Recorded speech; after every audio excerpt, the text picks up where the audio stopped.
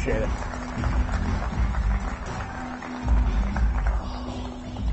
you so much, Todd. I have been looking forward to this conversation for quite some time. Not more than me. Okay, good.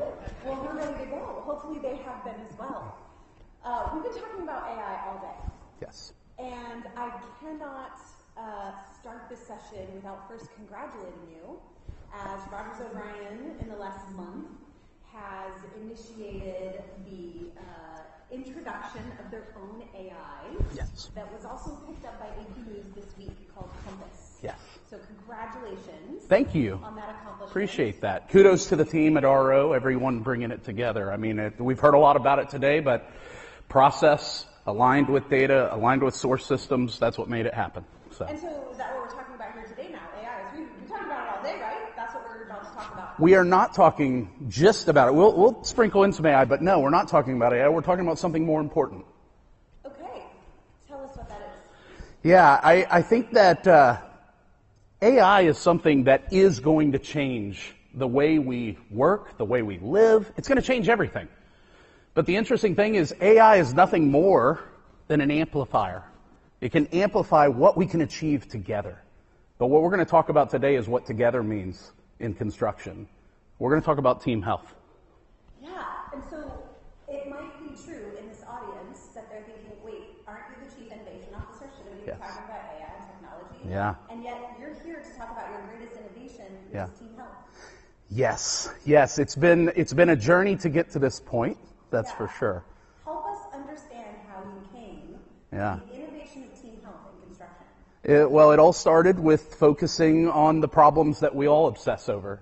I've spent my whole career and over the last 15 years specifically focusing on the 4 pillars of the build. The pillars that we obsess over: schedule, cost, quality, safety.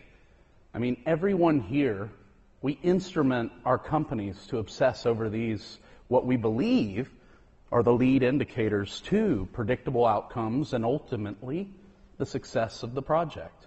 We believe that if we get these right, then we're all going to win. And you know, for the last 5 years at RO, we have been just ruthlessly focused on trying to instrument our company around these pillars. And we have. We have a common playbook across the company. We have common source systems where the process is feeding in. It's not perfect, by the way. I think our submittal log SOP registers at an 80% consistency across the company.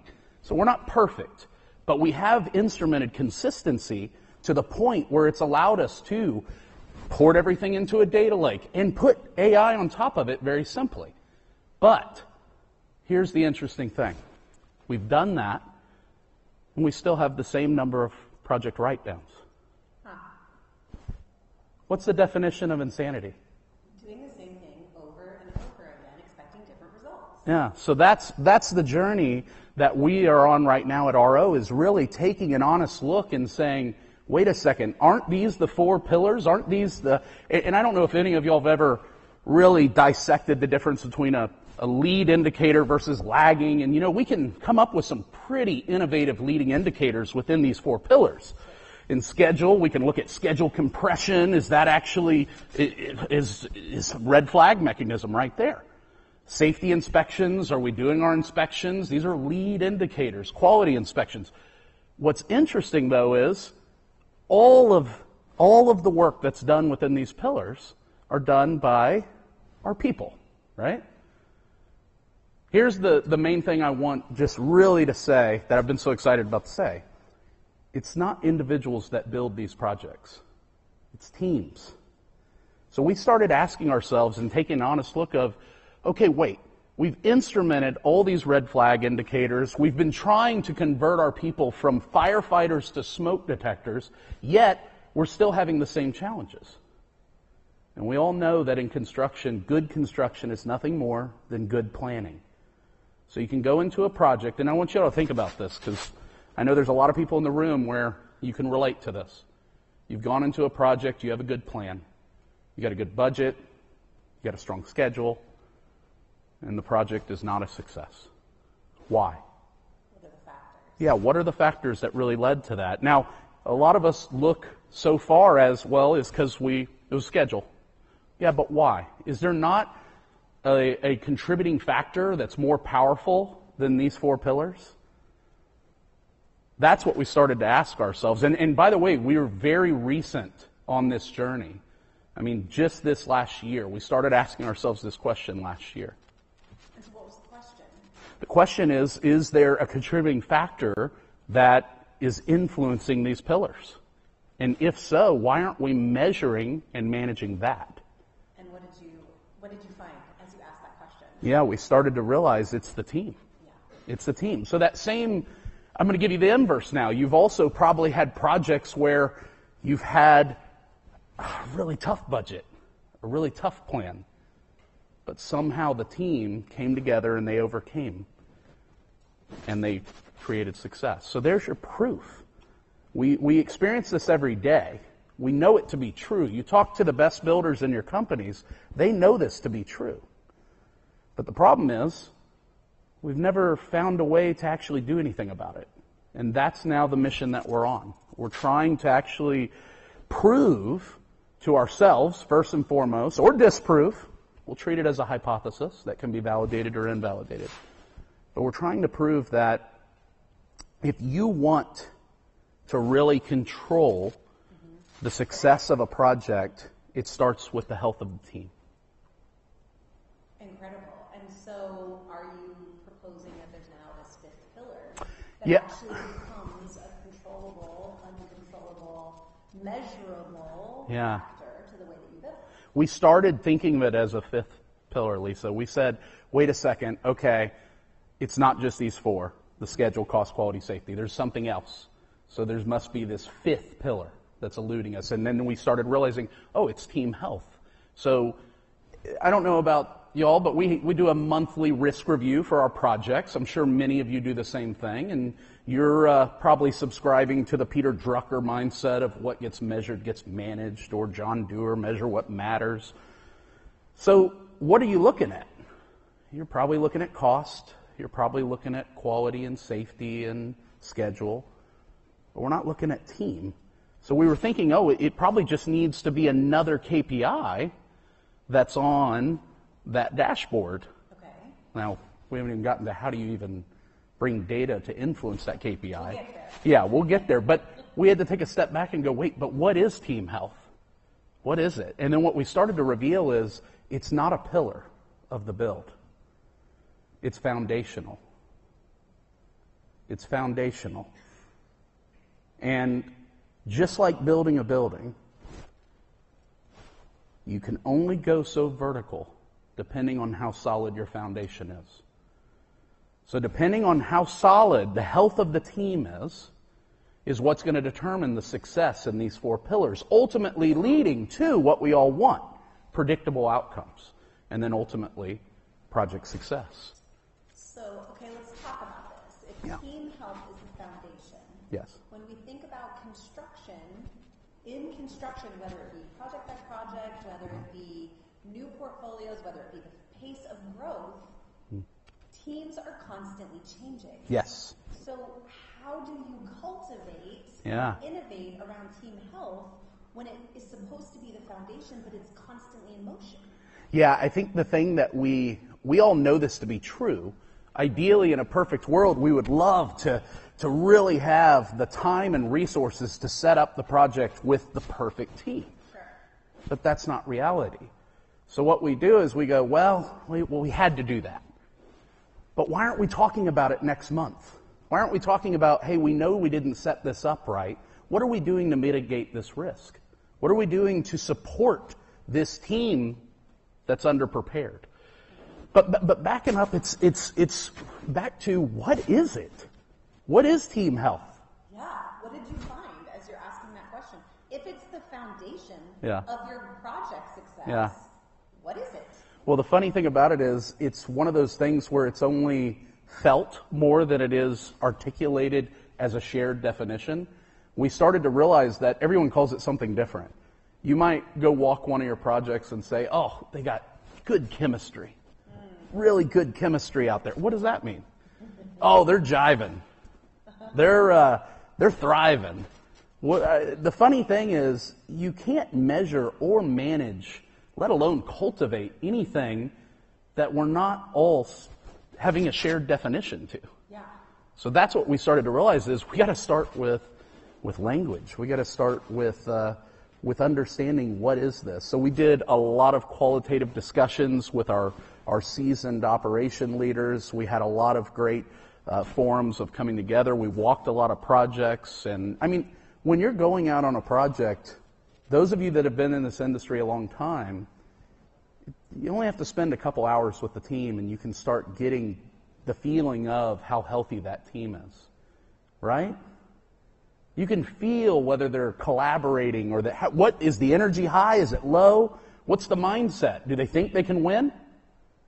Do you think that if they don't think they can win, that project's going to be successful? So those were the things, yeah. This really invisible factor. It's totally When invisible. You go on a job site, and I've been to many job site visits since being here at Procore. Yeah. It is palpable, and there's a way that you can kind of feel if a team is healthy. Yeah. And it's this very invisible thing. 100%. So how do you put language Yeah. to what can really only be felt and seen, but not spoken to? Yeah, that's been the difficulty. I mean, I definitely want you all to know that this has been no easy initiative to move the needle on.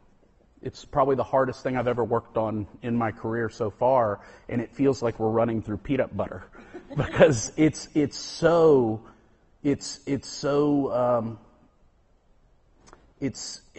unique in the sense that we don't have common language and common understanding of what even really makes that chemistry thrive, yet we know that it exists. So how did you create language? How did Yeah. you go from, okay, we recognize there's another factor, it's foundational. The Yeah. foundation is constantly fluid and changing. Mm-hmm. The only way to actually create some kind of measurable impact Yeah. or outcome is to have language. How did you do that? Yeah, we spun up I heard earlier the Tiger team was used. That's from NASA, if you don't know that. They originated with that term.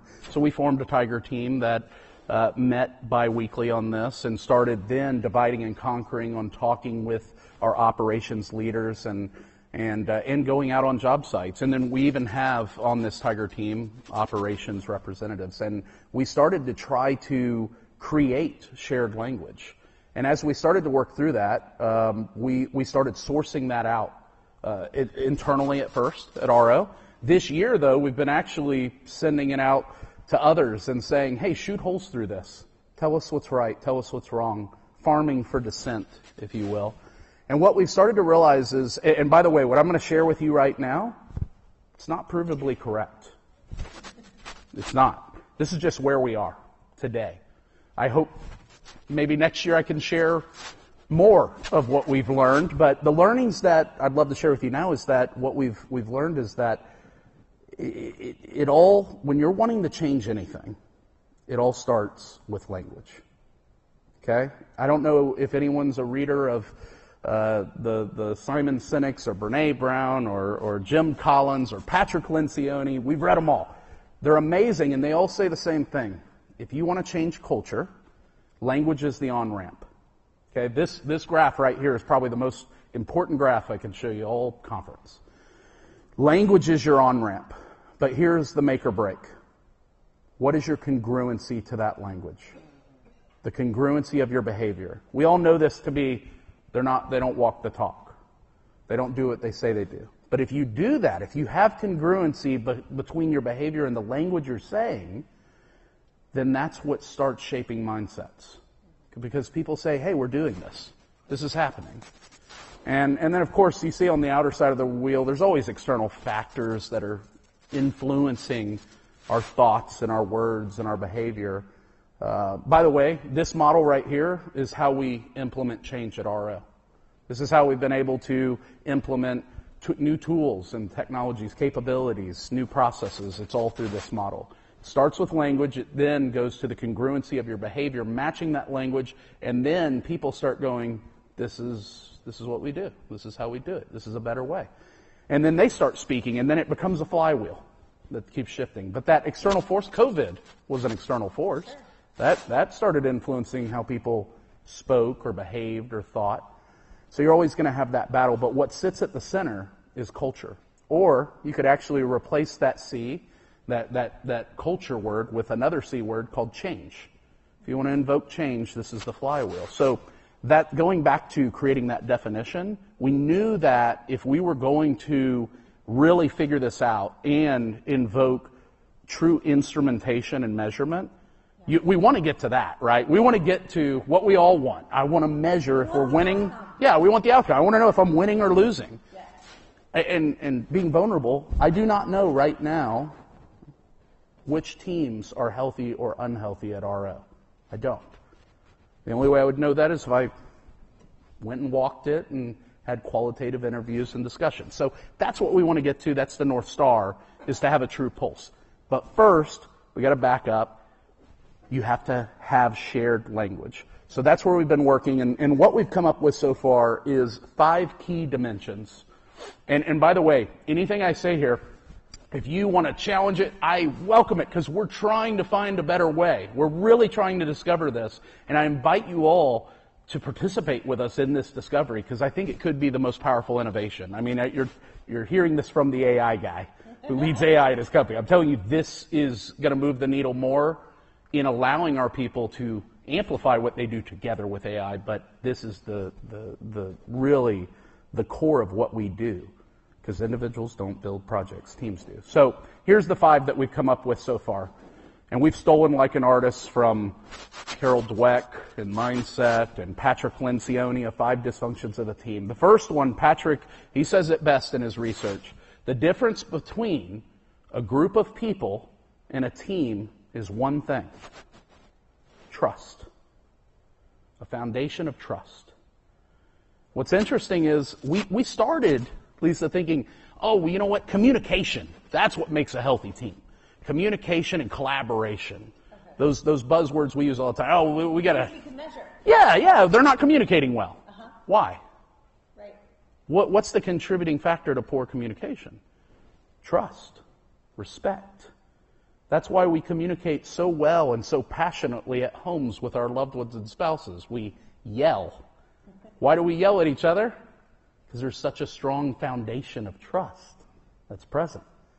So if you can cultivate trust and belonging in a team first and foremost, communication flows. 100%.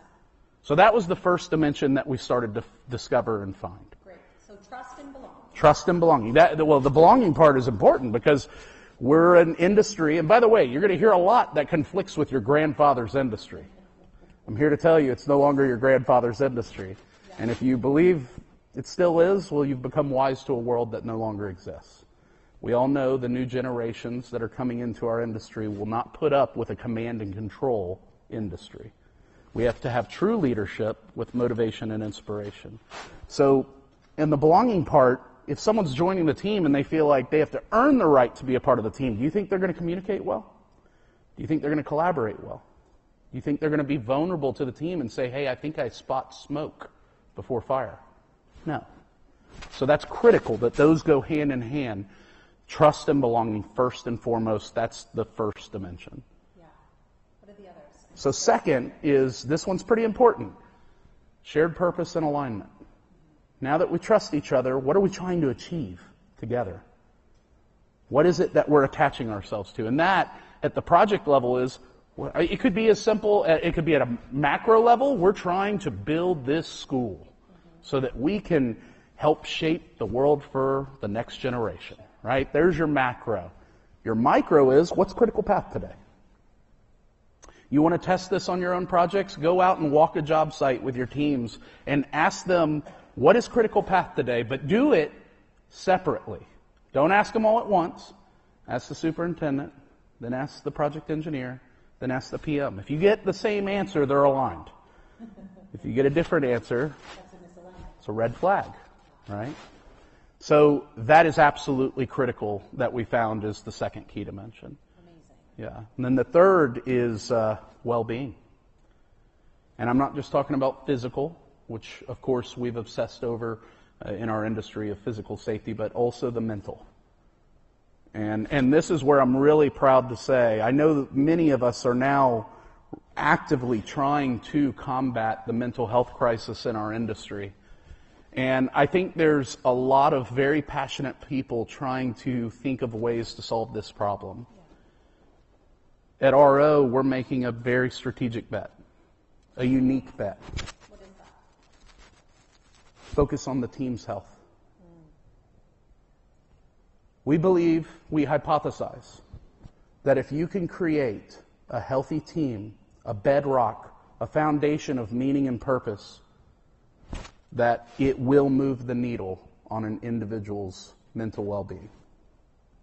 Sort of their experience every day on their team, regardless to the external circumstances, they somehow feel like a part of something bigger than themselves. Yeah.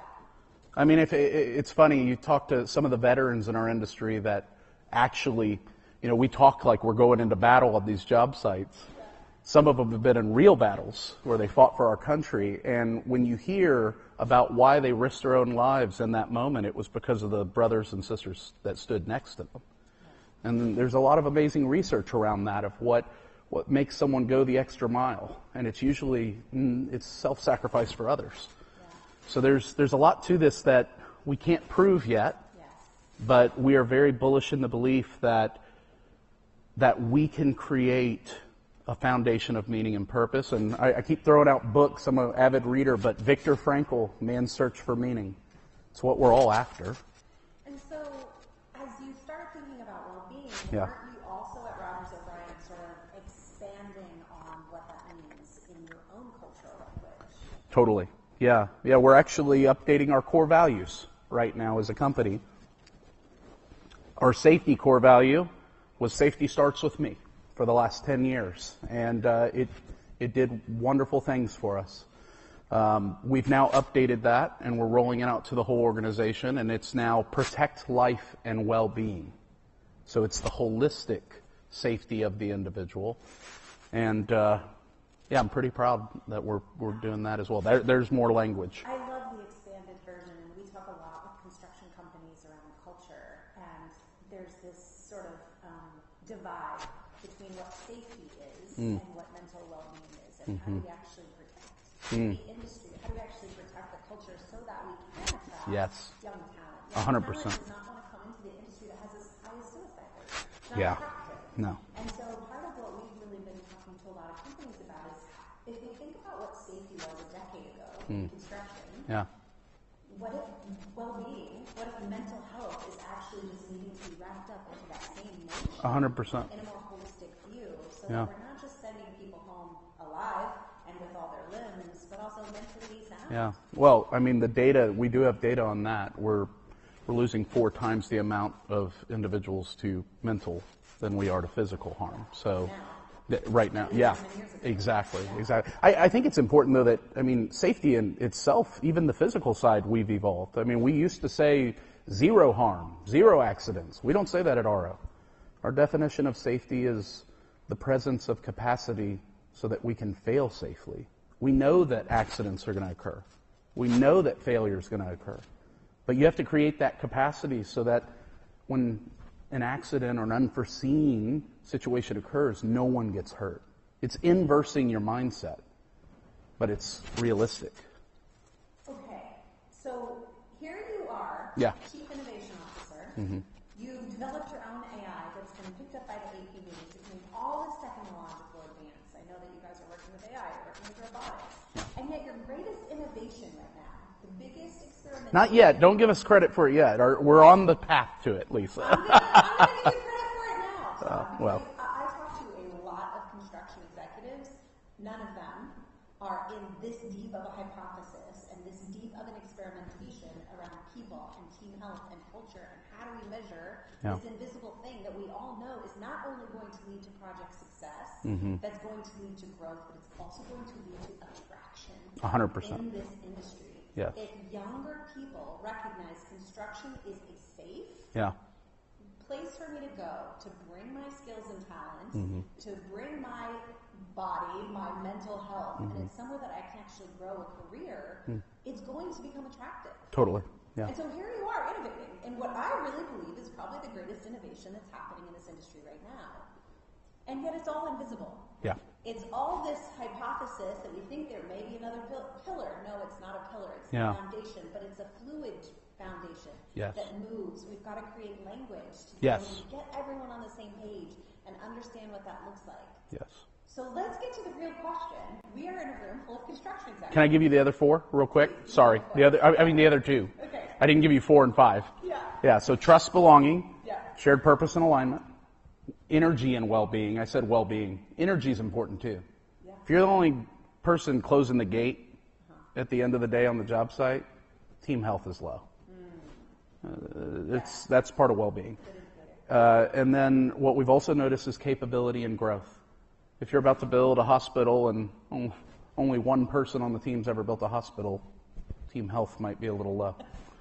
And then also, are you actually being stretched and growing in your skills, in your career? Are you being advanced? So that's important for a healthy team. And then 5th, last but not least, adaptive execution.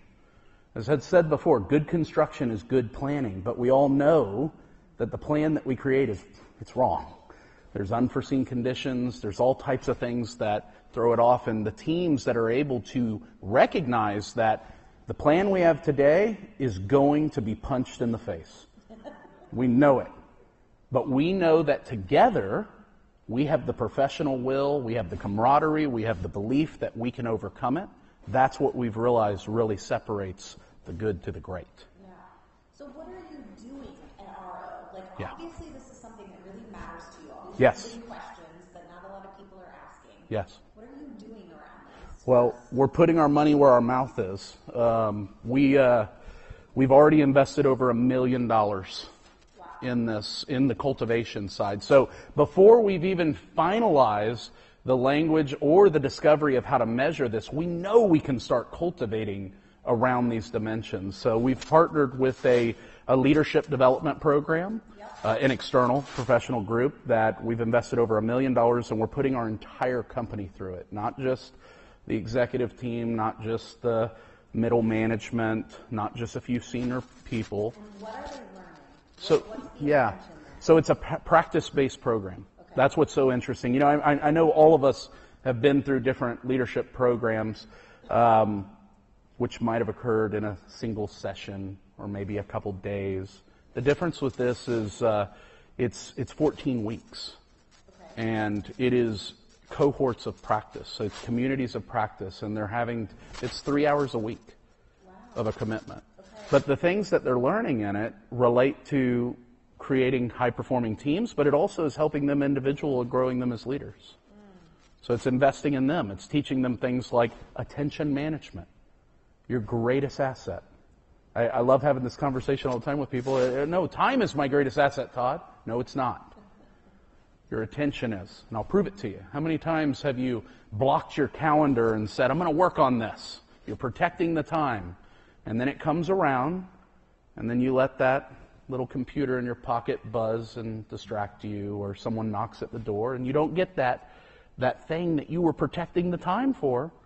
It's because it's your attention, it's your greatest asset. So that's one of the things we teach them. And then the importance of where they put that attention in this program. But that's just one of the investments to where we're beginning the cultivation around team health.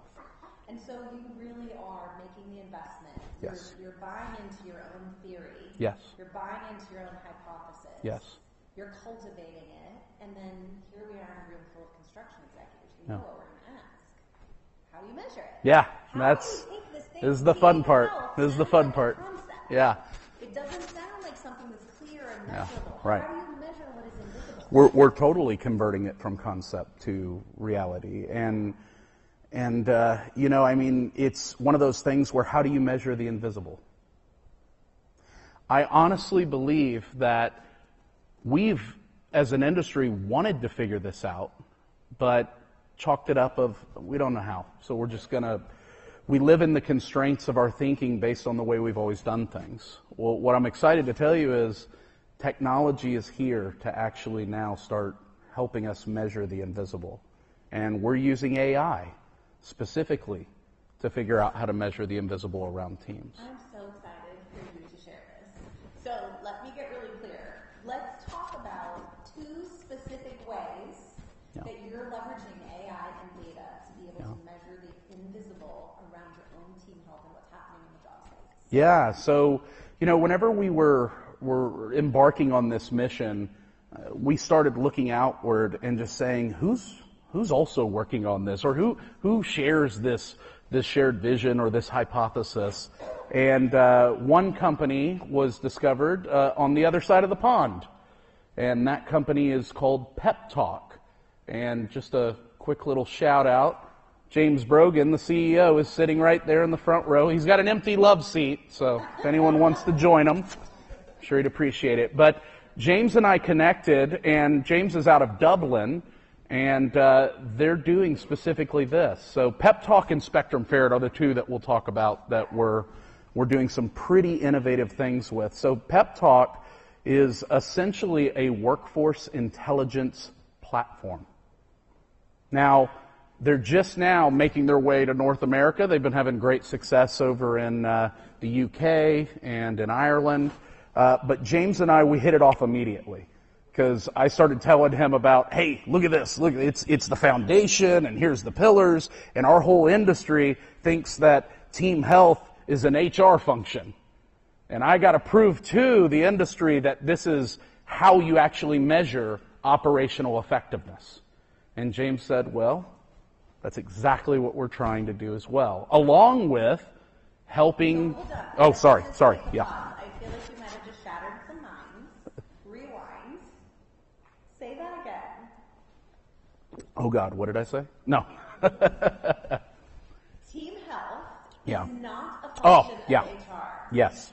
Yes. It's a function of operational effectiveness. That's what we got to prove, Lisa, because right now, our operations leaders that are sitting in your monthly review meetings, they're obsessing over schedule, cost, quality, and safety. They're obsessing over the 4 pillars of the build. And I'm not saying we throw those out. We have to get those right. But what is influencing those is the team. And I know we all know this. I know we all know that what we build, everything we build is a prototype.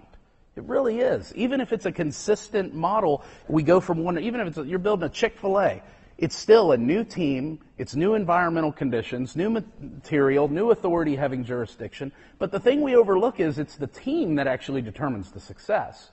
And what we do is we go, here you go, team, here's the plan. I know you didn't even get to help build it. You were finishing up that other job, but here you go. Go make it a success. What are we doing? I don't know about y'all, but I feel like I'm living in a twilight zone. Individuals don't build projects. Teams do.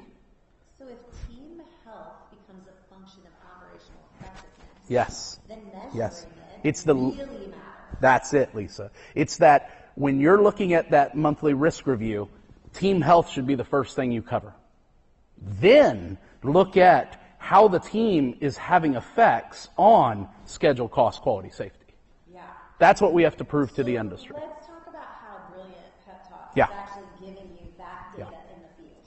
Yeah, so Pep Talk, what's really cool about this is they're crowdsourcing the project. And I'm not talking just the RO management team, but the entire project. And the way they do it is through some hardware. And I'll be honest, at first, I was a little skeptical because they brought out on-site kiosks. These kiosks that are in the break tent, kiosks that you can put next to the trailer or wherever it makes sense on the logistics of the site. And I was thinking to myself, I don't know if people are going to go. You ever see those bathroom kiosks where it's like, are you happy face, sad face? I was thinking that. I was like, I've never used one of those. I'm not gonna, who's going to do this? Boy, was I wrong. We rolled it out on one of our largest data centers, and it was unbelievable seeing how all of the trades just wanted to be heard. And what happens is they do these really cool pulse checks where anyone can go up, and I'm talking, it doesn't take a lot of time, it's seconds. Yeah. You go up and it's a spot check of what could be better on site. And it gives you a list of options. And is it the pace? Is it the recognition? Is it the facilities? And they tap, and wherever Pep Talk starts analyzing that data, and by the way, their whole platform is built on some pretty cool behavioral research. of how humans operate. And then, but Lisa, let's break this down. It's very simple. Yeah. Leadership 101 is listening to your people. Yeah. And then being an informed captain and being able to make the proper adjustments to make sure that you're making things just a little bit better. And that's what Pep Talk's been doing for us, is it gives that ability to crowdsource the site. And I'll give you some real life examples. One of the things that came up for us was recognition. People feel that they're busting their behind, and they're unseen. So immediately, what's cool is Pep Talk then curates some action plans on what you can do during a toolbox talk or whenever you're bringing everyone together. And for the recognition one, we immediately introduced a token of recognition program. And what was really cool, and this is the part that blew my mind, was now the insight of being able to correlate this with productivity, and it actually goes up. They just want to be heard. Another one was just, it's simple. It's the bathrooms are too far away. Can you just make them a little closer and then move the bathrooms?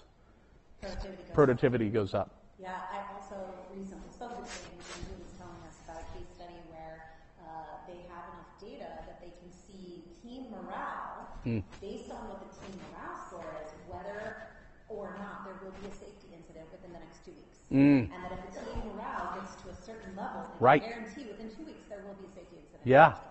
Isn't that amazing? Yeah. And that's measurable. That's actionable. 100%.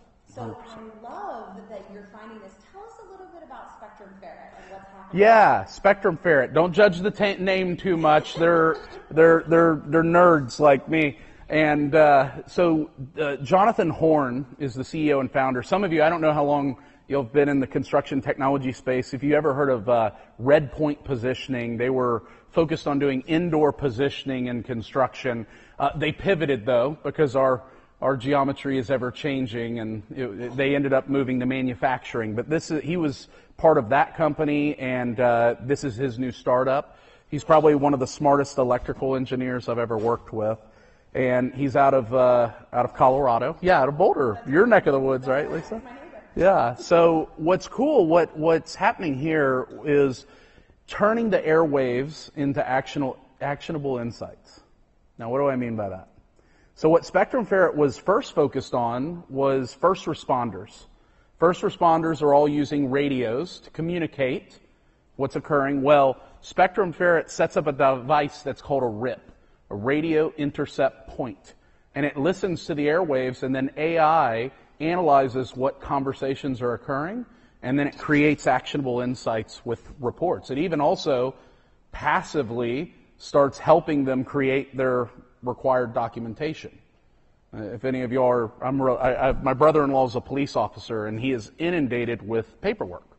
So now this AI is helping craft that paperwork, that first draft. So when I was talking to Jonathan, I said, whoa, in construction, there's there are two mediums that we use to build these great projects, and that is documentation and communication. We're doing a lot with the documentation, especially in Procore. By the way, I need to talk about, I know it's not up here, but we have a pretty cool partnership with Texas A&M, the university, on team health that we're about to kick off next month. Yeah. And Procore is involved, where we're doing a bunch of sentiment analysis in the documentation. But we're doing the same thing with Spectrum Ferret. So what's happening is, and by the way, this is where probably alarms are going off in people's head of, whoa, big brother on the job site listening to my conversation on the radio. We didn't force this on any jobs. We educated our teams. We have 3 superintendents that volunteered their job sites to be guinea pigs to test this out. And what's happening is we put a radio intercept point on the trailer, and it's listening to all the radio conversations that are occurring on site, and it's building a daily log of what's occurring on site, passively, automatically. But at the same time, we're instrumenting it to look for stress indicators, anything along well-being, anything on safety, team health. We even have an Ask Index score. We have a hypothesis. Actually, that was Jonathan Grammer, our VP of Ops Support, who's in the room. He said, I hypothesize that teams that are asking more questions to each other over the radio are healthier than that are just quiet or just commanding. So having conversations. By the way, there's a whole nother hypothesis here. I know a lot of us have left radios, right? We've gone to cell phones. Well, the hypothesis we have at RO is that we've actually lost a lot of organic alignment that occurred with those radios. You got it. It's like leaving your door open in the trailer and hearing what's occurring. When I was a project engineer, I wasn't always a technologist. When I was in operations, I remember my superintendent would call me on the radio and say, "Hey, Todd, door frames get delivered yet?" "Forrest, I don't know. I'm checking this submittal right now for tile." But then Tyler would hear over the radio the question and say, "Hey, Forrest, yeah, they just pulled up. Where do you want them?" Now, what happens today when someone picks up the cell phone and says, "Hey, were the door frames delivered?" "No, I'm checking the submittal." It ends. So I really do believe we've lost some of the organic alignment that occurred through. So we're even looking at, do we bring back radios across every job site at RO? The other reason, also so you can measure it. That's where, yeah, that's the true gift, right? Is now, can we actually, because Apple's not going to let us touch any of the text messages or phone calls that are occurring there, but if we can let Spectrum ferret listening to what's happening on the project, and then what we do is it goes straight to the superintendent, to the project team, and they get to curate what's in that daily log. They can delete, they can add, they can edit, so they have full control over it. But at the same time, it gives them potential red flag indicators of what we have also done with them, is we've loaded in the schedule of the project. So if it hears a discussion occurring around a critical path element, notify, red flag. You might want to look into this. So yeah, so the cool thing about this, Lisa, is AI is now starting to let us measure the invisible. I love this. So as an innovator, I love that you're not only innovating from a technology perspective, from a construction perspective, but from a people perspective as well, and really being able to integrate those three as you innovate. I'm curious, as we kind of end the day, I'm really grateful for you sharing your brilliance with us today. Oh, thank you. I know that you don't love it when I say that, but I do believe that there is a way that you put all of this together and have a very specific perspective. Thank you. And I appreciate that a lot. Thank you. I'm curious what you would leave these executives with. What do you want to wake the industry up to today? We've been measuring the wrong thing. The most important KPI that will predict the success of your projects is your team. That's it. I believe it. It's so funny, Lisa. Like, I started my career as a builder. I evolved into a construction technologist. I've now turned into a culturologist. I don't know what's happening, to be honest. But it's because I think the one of the biggest challenges, and we hear this throughout today, and you're going to hear it tomorrow, is there's so many opportunities. You can drown in all the new tools and capabilities. And what we do at RO is we obsess over the problem. We do not fall in love with solutions. We fall in love with problems. And what that gives us is the ability to pivot. We can pivot immediately. If it's not moving the needle on the problem, we don't fall in love with our idea. And that's where I made some huge mistakes earlier on in my career, where I was falling in love with my ideas. The solution. I wasn't falling in love with the shiny solution. So yeah, I would also give everyone this, just please fall in love with your greatest problems.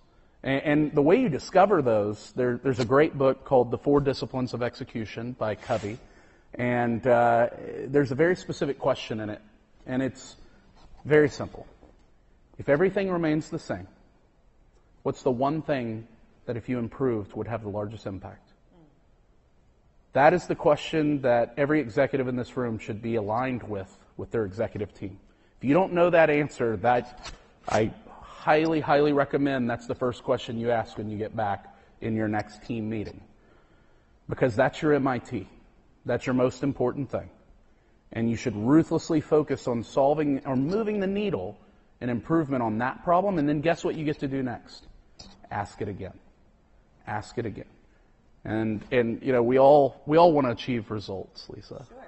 Well, there's a very, very simple formula. For those that like math, I'm not a math guy, but here's a good formula for you. If you want results, it's as simple as this. Clarity plus focus times time. That's it.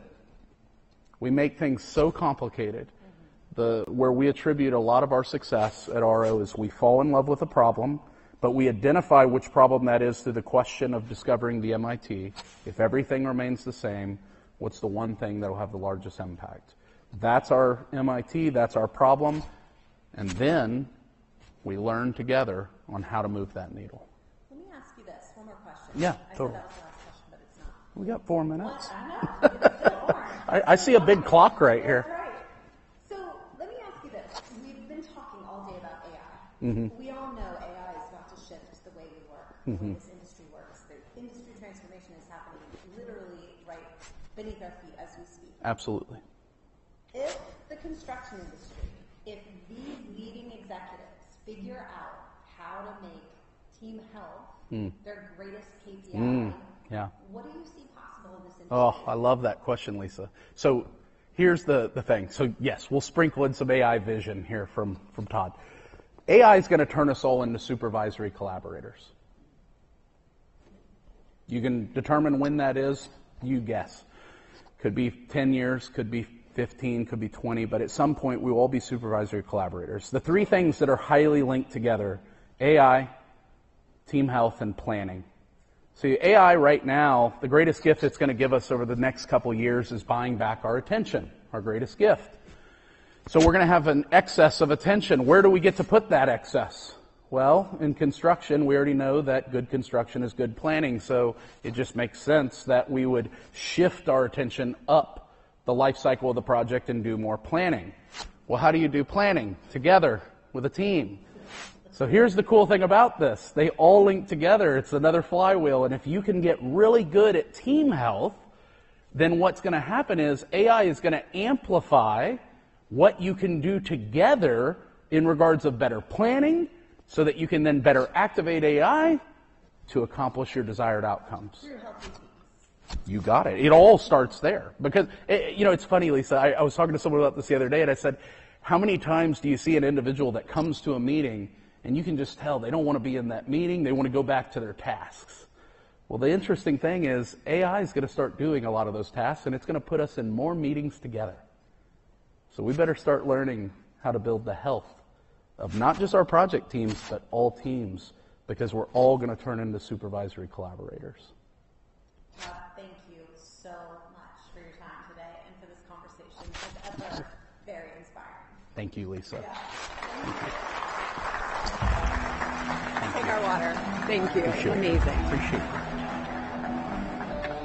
Thank you. Thank you very much. Thank you.